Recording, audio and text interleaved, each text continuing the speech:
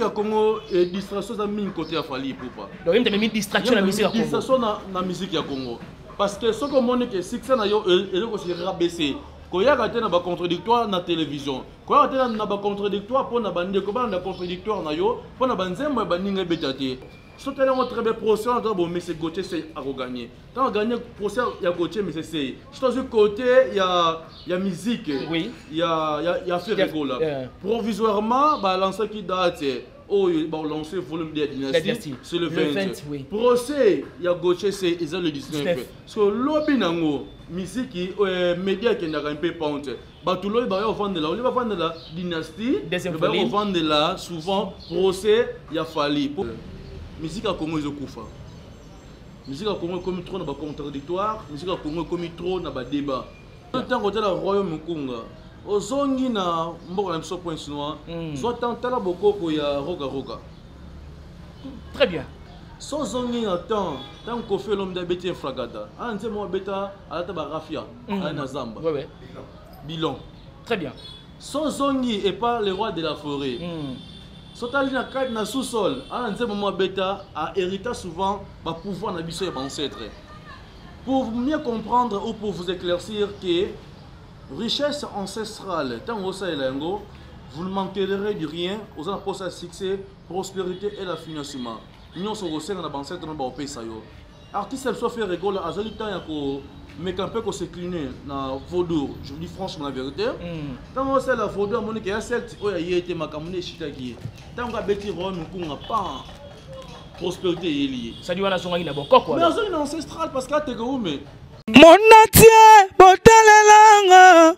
Congo température, ya maman Rosette la fleur, nadambu. Congo température, eye na mo pepa sika, ya tobina e Congo température, eye na mo pepa sika, ya tobina e Congo température. Heureux de vous savoir nombreux en train de nous suivre à travers le monde. Salut et bienvenue sur Congo Température Télévision. Merci de la confiance et de la fidélité, surtout renouvelée au nom de toute l'équipe de Congo Température Télévision. Merci à nos abonnés parce que vous le faites tellement bien de partager nos émissions, de nous laisser vos commentaires et puis de suggérer combien même il s'agit. Je suis Ben Mavembo, monsieur les positivistes pour ceux qui ne savent pas. L'honneur me revient cet après-midi au moment où nous réalisons cette émission avec quelqu'un qui est spécial dans un domaine spécial. Je pense bien que lorsque je vais saluer cet invité, c'est ainsi que vous allez comprendre de qui il s'agit. C'est un maître spirituel, en tout cas, il est vraiment crédible dans son domaine. Avant de saluer mon invité qui est sur ces plateaux, j'aimerais bien dire un grand merci, surtout à toi HB Hervé Bossitapin derrière la caméra. Merci à toi, na assistance, il y a l'homme saint et sans oublier mon frère, pas comme les autres, GV Sada. Et merci à cet espace sur Oshoué, Couloir, Lipanda. Et merci à la cire naturelle Tani Ilondo.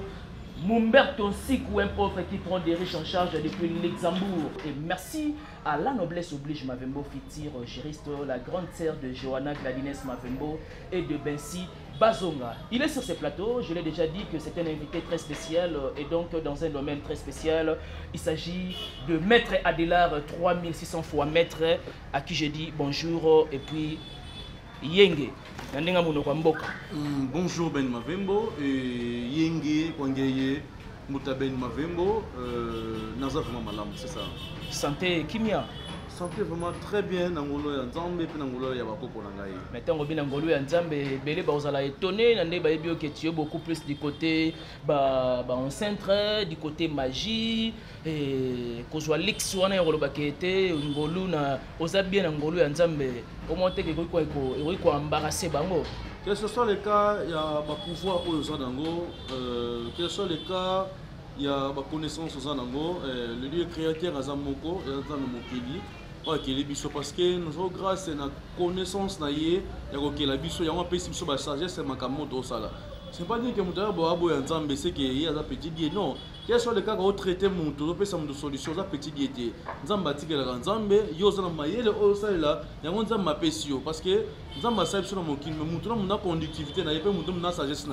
C'est pas dire que comme il y a une solution. C'est la grâce à Nzambe, maintenant, ça va pas une solution. Sans y aller, Zalempe nil na mokilo parce que yene mutakeli biso tango sala makambo yo na grâce na il faut remercier d'abord yé parce que ngamone na zabu na sambela nzambe ya likolo pe na se parce que bien sûr na héritage banzambe ancêtre nanga pouvoir ancestral les nzambe mutakela yango ancêtre auto méditer rapport héritage nzambe mutakela bango sonta makela bango te comment yo reconnaître bango pour reconnaître bango fonza mazala d'abord likolo bango bazai na se donc nzambe na capacité à repérer connaissance comment retraiter les monde comment on peut se dans solution c'est ça. Et voilà, encore une fois de plus, je tiens à vous rappeler qu'il est maître spirituel, il travaille dans la crédibilité et donc il y a Malam Bozoa, il y a Mabé Botia à la quarantaine et je pense bien que cette émission ça va créer en vous la gaieté et puis le divertissement. Maître Adélard 3600 fois maître. Il y a un boy à Zarana Belgique, Doucouré Mavembo, Abi homme spirituel ou soit maître spirituel Boyambaka. Nazarana posa na cerné problème moroboye et dérangeaye mais j'aimerais bien qu'à travers question dans tout nayo hier au moi et yanonango azarana posa y a différence où existera entre Kibokoko et puis na magie blanche. Bon. Différence entre Bokoko autobéni pouvoir ancestral na magie blanche. Puisque la magie blanche comme notre tradition na tradition de beaucoup qu'on a vu on a capacité à aider mon sans condition. Vous aurez recevoir makambo il y a entité sans condition na magie blanche parce que les a secte ou mindele ba créer il y a secte mindele vous avez la difficulté qu'on peut sans solution. Si vous voyez très bien au Congo Kinshasa il y a beaucoup de magiciens que de tradis praticiens et de docteurs tradis praticiens voilà et de docteurs spirituels. Très bien. Là, nous avons un peu éclairci, on a qui question notre destin encore là. Nous ne sommes pas même diapason avec des magiciens. Là, nous avons basé souvent sur le pouvoir ancestral, la tradition de Bisso. Si on a une tradition de Bisso, tout ça hérité de la richesse est belée, puis le pouvoir est belé. Mais si on a une magie, c'est limité dans l'initiative. Et en plus, c'est souvent dans des conditions. À servir, mais avec des conditions. Et en plus, nous les Bantous, on ne peut pas le droit d'hériter la magie blanche. Parce que les sectes, les lignées, les coalitions ancestrales. Quand on a hérité, on peut méditer. Prospérité ancestrale, les gens ont le sous-sauté. Parce que vous allez moi, comme si moi, à qui mindako à comme sans abri moi nana ba para ba s'occuper ne suma malamuté pour ozonga na ndako ba para et que c'est ba processus est belé. C'est la même chose que l'ancestral bango ba c'est la condition côté magie blanche biso ancestral comme chose allait dire hériter toujours ba nzambe ba koko na biso c'est ça. Mais de là il y a aussi des artistes musiciens. Est-ce qu'il y a aussi des politiciens, il y a aussi des entrepreneurs ou est-ce que yo ye bito dans le monde de la musique. Aux acteurs musiciens, aux ana bango na Congo, au bassin là pouvoir ancestral. Oui, il y a bassin belé. Bien sûr, télévision. Est-ce que vous appelez que sortant à bango? Télévision radio mais on a eu vivement pour le moment. Au moment, on a un pifo, on a un makasi à ancêtre.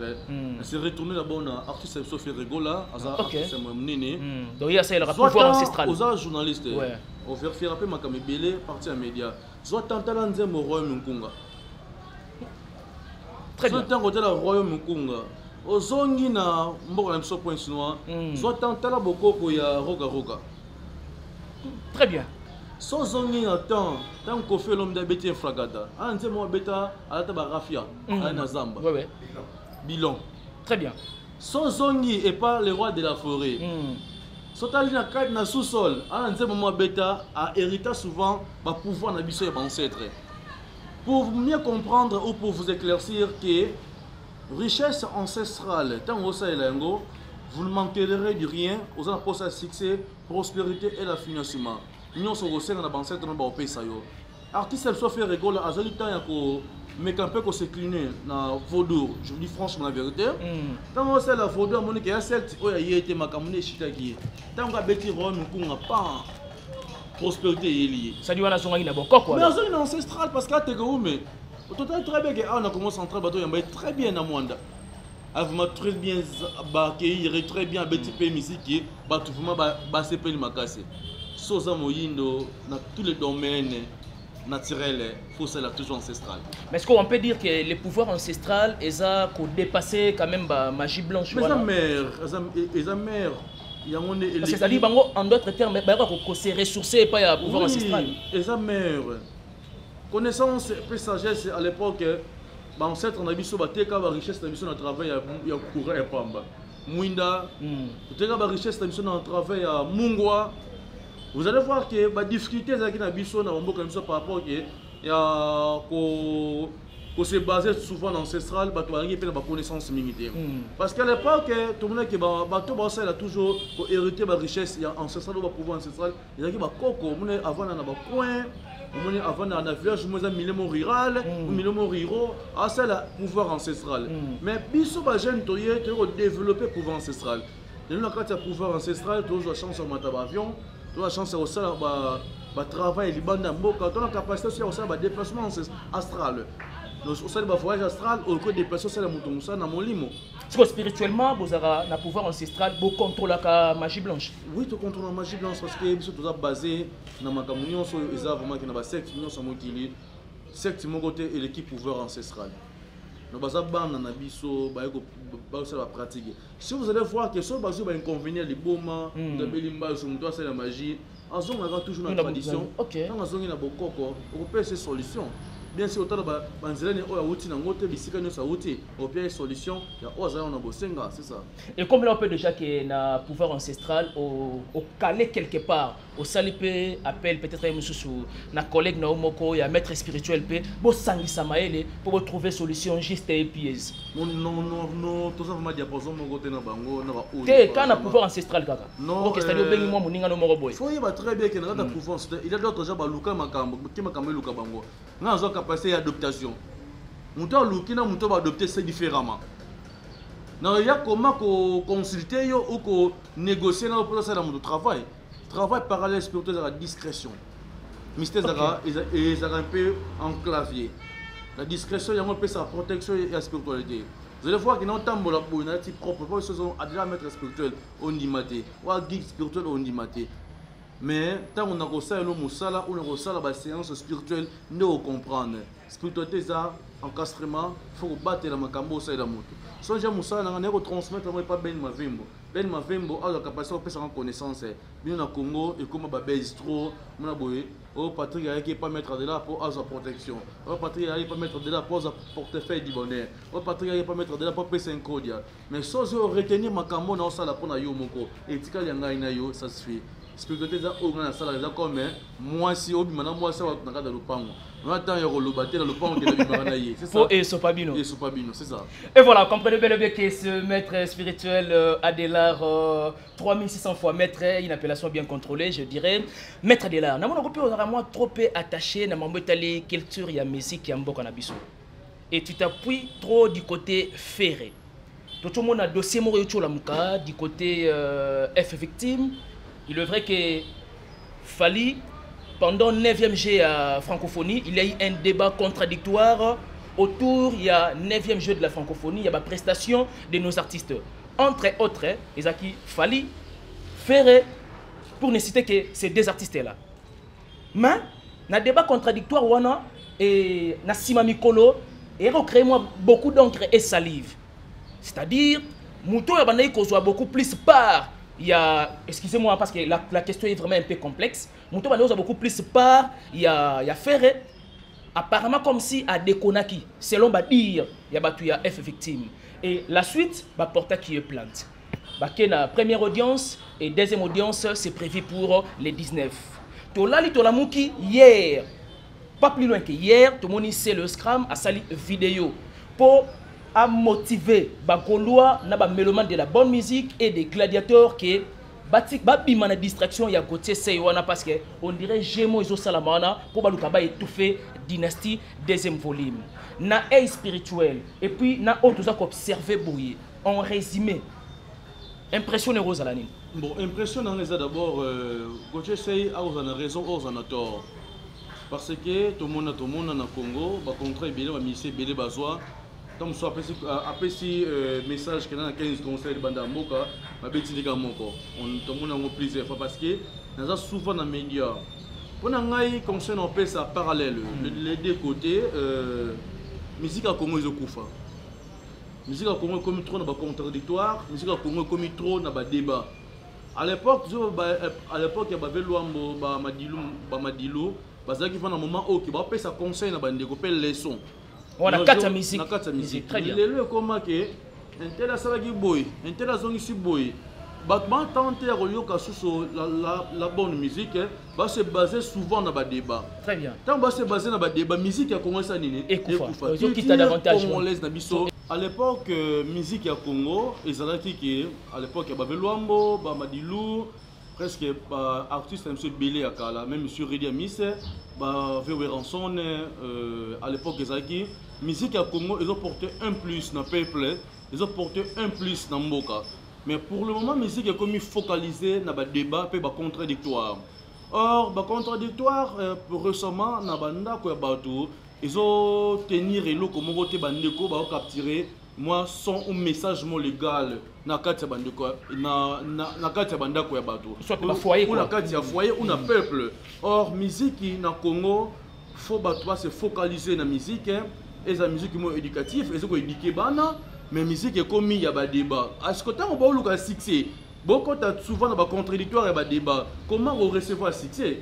Comment on recevoir ma camo et pesa melayo? Les raisons à côté de M. Gauthier, c'est ça très bien côté Gauthier. Il y a M. Gauthier, c'est un peu côté à Fali Poupa. Oh comment ça? On va porter plainte sur la route à Fali. On va porter plainte bien sûr. Depuis que Mboka est dans la Baboba, Baboba est dans la par rapport à quoi?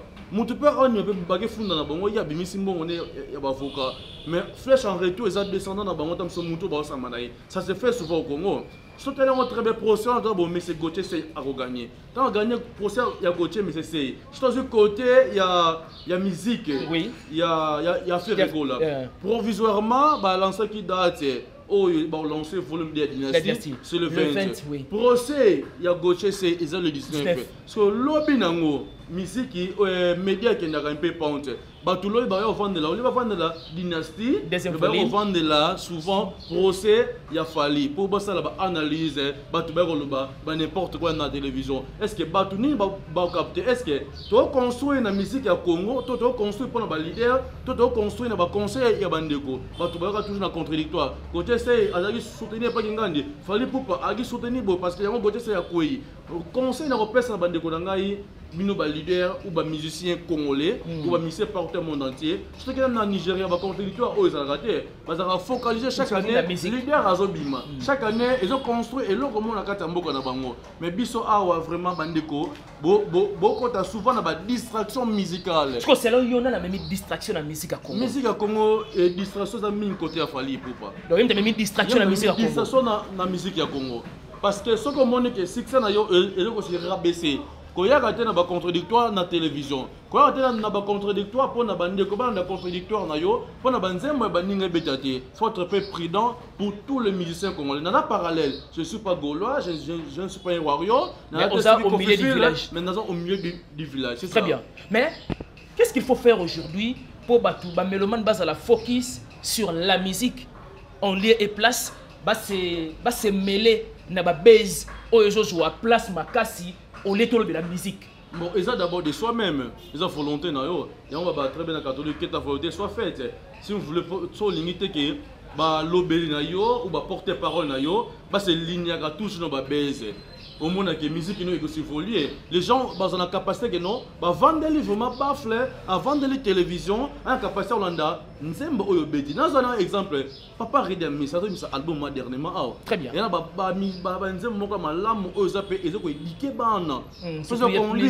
un social, Ils ont conduit bana pe ils ont bac ça un plus dans l'éducation même yabana. Même l'éducation aussi. Mais pour le moment que tu vas focus souvent dans le débat, tu vas focus souvent dans la médicalisation, tu vas focus souvent dans le débat mususu pas contradictoire ou ça que tu vas retenir le côté mais débat na yango soko que tu vas vendre na ba coin. So que na débat politique est ça par rapport que va sentir ma ben moko ça dans la partie politique mo quelconque. Na parti politique récemment oyo et kambamboka so mo kete mambala muté parti politique moko ya non parti politique ya président qui ngande etambola malamu te il faut changer. Vous allez voir que le débat politique c'est mieux que le débat musical. Mais le débat musical les ont construit et là comme côté la musique à Congo, c'est ça. Mais est-ce que nous avons l'impression comme si l'élo même la politique bah comment soit débat musical bah comment côté yango na ba sujet ya ba débat politique. Bon si vous voyez que débat politique est comme débat musical est comme un sujet politique parce que nous ils ont englobé la structure ya mboka. Ils ont partagé. Son la musique qui va tout le monde des politiciens droit de parler. Va faire sa message et pas moutonnion. Et tu confirmes que d'une part Babilelo que même musique est comme politisé et comme il a quand il y a Gaulois, quand il y a Warrior. Mais bien sûr que na médias des autres. Même mystère aussi ils ont clan ancestral les alliés chaque famille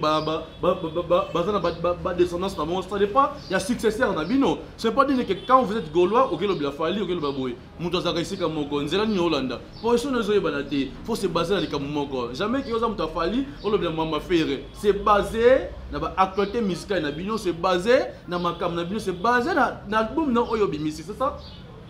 On peut confirmer qu'aujourd'hui que Fali est l'artiste d'à ici base na musique à Congo. Oui, effectivement. Effectivement parce que souvent il y a aussi qu'on intercalé ba sujet ba to ba aussi qu'on intercalé ba album ba to belé pour nini azala world. Or azala world na Congo batu baroti que l'autorité parce que na Congo mutaroti ka mutazade. C'est même chose que na Nigeria ba pesa ka temps ya leadership. Leader mo bimi en 2020 a ça succédé pendant 5 ans gouvernement du Simbong. Ba produire ba exploiter musique n'est pas dans partout dans le monde entier a comme musique célèbre. Mais biso na Congo on a musique qui maraté par exemple qui art misaka tamso na déplacement ya ba industrie musicale coûte ça nango touté. Bien sûr et comme ça la mais construction mboka na chose que non vous avez la capacité ya se construire seul ya se construire seul ozomi tonga yo moko pour l'avenir no ya bana mais na mboka musoza que non bazo tonga yo peut avenir ya peuple. Vous avez une différence entre nous et Bambara Moussouzo. Parce que y a ce qu'on appelle que vous allez un peu focaliser sur le sujet nabino, vous allez un peu focaliser sur le thème. Même chaîne, tu as une chaîne qui va politique et théâtre. Il y a une chaîne qui va musique et pamba. Sans une chaîne qui politique, théâtre, il y a OK comment ça va interview, il y a ça pour cette chaîne et même YouTube. C'est ligne éditoriale ça s'appelle ainsi. Même la musique ligne, même la politique ligne c'est ça. Ce sont les lignes avec ni de la vie. On a 5 bases, mais on a moins de considération. Considération, on n'est pas moins de Nous allons boucler avec ce sujet de la politique, parce qu'il est vrai que nous sommes dans une année électorale, bien entendu. Na aide spirituelle. Na ndongo somone la na maponami. Na aide spirituelle. Oroki kopé sa biso comme prophétie à nani. Alors il kozwa na élection il y a année 2023. L'élection électorale 2023, l'Assemblée provinciale a posé 500 personnes seulement. Mais plus nous avons plus ou moins 50 000 candidats. Ou 5 000 candidats. Ou 6 000 candidats. Voilà. C'est de trop d'ailleurs. Or, ça n'a malamu, il y a recevoir. Mais au hasard, recirculer dans l'ancêtre, il y a recevoir. Parce que politique, ceci est quand on a un mystère dans le cadre. 100% aux anamakambo, on recevoir ma kamouezate. Donc, nous avons un diapason dans le wana. Au hasard, pour ça, à participer parmi les bateaux, Bagozala, na kati ensemble provincial, député ou sénateur. Voilà. Nous avons besoin. Soit contenté mettre de là. La capacité de servir ma voix spirituelle na kati ba parti politique la bino. Oh, ah bon? Oui, parce que na mandat capacité de multiplier ma voix na. Oui, na mandat président Fachi Trisseri ezate. Ah, ils savent que non. Tant que ça, la moussala malam, bah tu vas voter yo. So ça les moussala malam, tu vas voter yo. Tout le monde que non, bah ils ont l'union sur Congo presque. Ils allaient bonga partout. Ils allaient bonga. Pas nini. Na grâce que bon là, moi ça salama trop. Paye on paye sa prospérité na président Nabiso Yamboka. C'est ça. Parce que Yozo souhaitait qu'il y ait un deuxième mandat. Oui, mais ça bon, il y a comme ça parce que pour nous vraiment 18 ans on va passer ça ex-président Nabiso, ça va passer ça qui en mais comment comme Europe. C'est vrai ça. Mais je dis franchement la vérité. À base de quoi est-il Dio que le baboy? À base de la flatérité. Non, peut-être même ce soir à tomber l'émission à Bengayo. Et ça base il y a prospérité. Na on a zomona. Bilembo ya mboka ya ngopesa ka mokonza mboka isengo. Bilembo oyo azo sala ya peuple bazala ko sepela nango. Na 5 ans déjà, Fati a sali parce que 5e année Néangoyo et en même temps, tous en année électorale. Oui. Personnellement, na lecture au sali na 5 ans na Oyo. Juste 2 points positifs. Il y a Félix Antoine Tshisekedi. 2 points positifs, il y a sali à Malam. Classe d'abord filée. Bien que côté Mbutu, mais allez-y. Plutôt c'est gratuit. Là, on applaudit, là en tout cas, vraiment c'est 5 sur 5. Gratuit, voilà. En plus, Banzela, ils allaient Roboma. Ok, la 3e. Non, non, là en tout cas, tu es juste grâce il y a connaissance spirituelle on a zanango, grâce il y a ancêtre parce que nous avons Moyindo. Bien sûr, nous avons Brazzaville, mais toi pays voisin, na capacité de soutenir mon conception mboka, au sala makamala, ya malamu, muto sala kamalamu na mokili yepe mutaumela. Au sala mabena mokili. Moi na mokila umela. Est-ce que babi na mokili ndiye comme moi le contraire, moi bien éviter ce que je fais ça dans le contredire ngai. Parce que quand il s'agit à un moment donné de débat spirituel, et c'est un peu moi point de vue à bateau baza sachant il y a parole. Babi na mokili ya lelo, muto sala bola mu mingi, ba on débat so umela te. Parce que bateau bazo sala mabe mingi, ba on débat so umela. Comment tu peux expliquer ça? Là c'est archi faux, là spirituellement c'est archi faux. Spirituellement c'est archi faux parce que bola ma muto na mokili ganga parce qu'on dit souvent, on sala bola na mokili go ganga. Oya pesa lo boko pesa bakata ya ngote. Très bien. Tant que le pesa bakata ya ngote, c'est que oya sala bolamu, eza na politique, eza na commerce, eza na sala orphelinat, eza au sala chaîne. Tant on sala bolamu na chaîne, yo bazé faut yo sala, yo ba ancêtre ba peso prospérité. C'est ça. C'était un plaisir de t'avoir sur ce plateau. Merci encore une fois de plus de la marque de confiance. Au salara tout le temps, surtout dans Rogradon. Il est vrai que c'est une première, mais à l'ambalaya soukate. Au moins, on a de temps à autre pour te développer sur ce sujet. Moussousou, na évité, na repès ayo. Mot de la fin, il y a passage na yo. Batmaroui pour retenir nini et tu profiteras de l'occasion, surtout repès un numéro de téléphone. Mot de la fin, na passage na nga, il y a d'abord des gens vous a focalisé na bamakam na bino. Vous allez focaliser dans l'initiative, vous allez focaliser dans le commerce, vous allez focaliser sur vous allez difficulté de vous allez prendre un impuissance sexuelle, vous allez retenir les chances partout. Vous allez passer au mibali. Vous allez conductivité dans la casa, au cas où vous allez la prospérité. Pour ça, vous allez retenir richesse dans le bota, ou benging kodia, et kanda na bino. Si vous allez mettre dans la repère, vous allez kodia, mais vous conduire comment on va retenir yango, comment on va recevoir yango. Parce que vous avez na pesa bobengo yo mozo na mbongo to pesa mdunini. On pesa mdu richesse, on a pouvoir ancestral, en capacité à conduire neko, comment on recevoir richesse ta bongo, comment on recevoir ba prospérité ancestrale, comment on recevoir ba richesse ancestrale, on essaie ba ancêtre na yé. Ce qu'on peut mettre dedans na plus de 143 89 880 23 39 plus de 143 89 880 23 39 plus de 143 89 880 23 39. Vous ne serez pas déçus pour toutes les problèmes que vous en avez. Ou déranger bien dans votre foyer, dans votre empresa, dans votre société, dans votre union c'est tout misayo. Yebake dans le monde dans Congo et si quand on a la solution dans la connaissance spirituelle traditionnelle. Merci beaucoup de s'abonner vraiment massivement sur notre belle chaîne Congo Température Télévision et merci de partager cette émission si vous avez aimé. On se retrouve au prochain numéro. Bye bye. Mon natie, botalelanga, Congo Température, ya Maman Rosette la fleur, nadambu. Congo Température, eye na mopepe asika, ya tobina Congo Température, eye na mopepe asika, ya tobina Congo Température.